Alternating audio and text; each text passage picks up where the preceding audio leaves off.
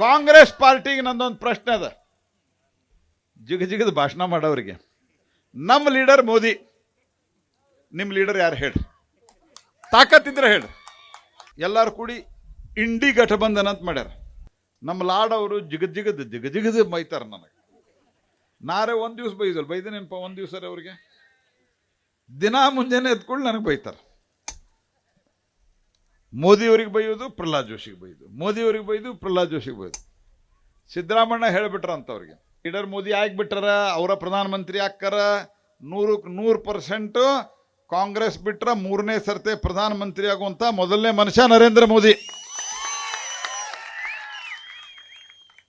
ಆದ್ರೆ ಒಂದು ವ್ಯವಸ್ಥೆ ಒಳಗೆ ಈಗ ಹೆಂಗೆ ಗ್ರಾಮ ಪಂಚಾಯತಿ ಸದಸ್ಯರೆಲ್ಲ ಚುನಾಯಿತ ಆದಮೇಲೆ ಅವರೆಲ್ಲ ಕೂಡಿ ಅಧ್ಯಕ್ಷ ಉಪಾಧ್ಯಕ್ಷನ ಆರಿಸ್ತಾರಿಲ್ಲ, ಹಂಗೆ ಎಲ್ಲ MLA ಕೂಡಿ ಅಧಿಕೃತವಾಗಿ ಪ್ರಧಾನಮಂತ್ರಿನ ಆರಿಸೋದಿರ್ತೈತಿ. ನಾವು ಗೆದ್ದ ಮೇಲೆ ನಾವು ಈಗ ಹೇಳ್ತೀವಿ ನಮ್ಮ ಲೀಡರ್ ಮೋದಿ, ನಾವು ಮೋದಿನ ಆರಿಸ್ತೀವಿ. ನಮ್ಮ ರಾಷ್ಟ್ರೀಯ ಅಧ್ಯಕ್ಷರ ಘೋಷಣೆ ಮಾಡಿಬಿಟ್ಟಾರ. ನಾವು ಹೋಗಿ ಮೋದಿಯವರ ಪರವಾಗಿ ನಾವು ಓಟ್ ಹಾಕಿ ಮೋದಿಯವರ ಲೀಡರ್ ಮಾಡ್ತೀವಿ, ಮೋದಿಯವರು ಪ್ರಧಾನಮಂತ್ರಿ ಆಗ್ತಾರೆ. ಕಾಂಗ್ರೆಸ್ ಪಾರ್ಟಿಗೆ ನಂದೊಂದು ಪ್ರಶ್ನೆ ಅದ. ಜಿಗದ ಭಾಷಣ ಮಾಡೋರಿಗೆ ನಮ್ಮ ಲೀಡರ್ ಮೋದಿ, ನಿಮ್ಮ ಲೀಡರ್ ಯಾರು ಹೇಳ್ರಿ? ತಾಕತ್ತಿದ್ರೆ ಹೇಳ್ರಿ.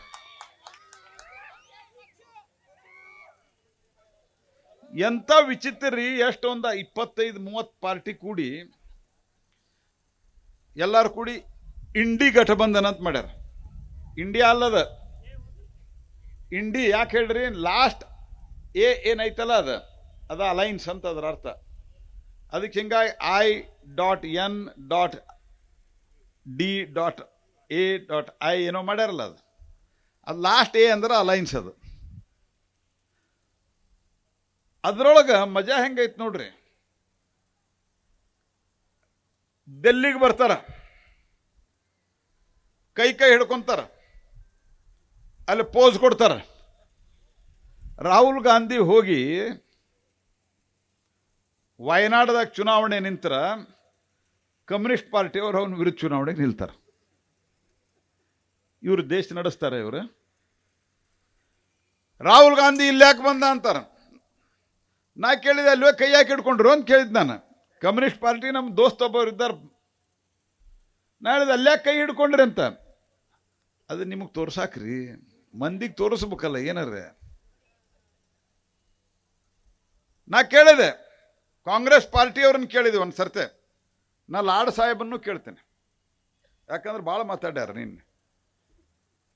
ಲಾಡ್ ಸಾಹೇಬ್ರ, ನಿಮ್ಮ ಮಕ್ಕಳು ರಾಹುಲ್ ಗಾಂಧಿ ಆದಂಗೆ ಆಗಲಿ, ನರೇಂದ್ರ ಮೋದಿ ಆದಂಗೆ ಆಗಲಿ ಒಂದು ಪ್ರಮಾಣ ಮಾಡಿ ಹೇಳಿಬಿಡ್ರಿ ನೀವು.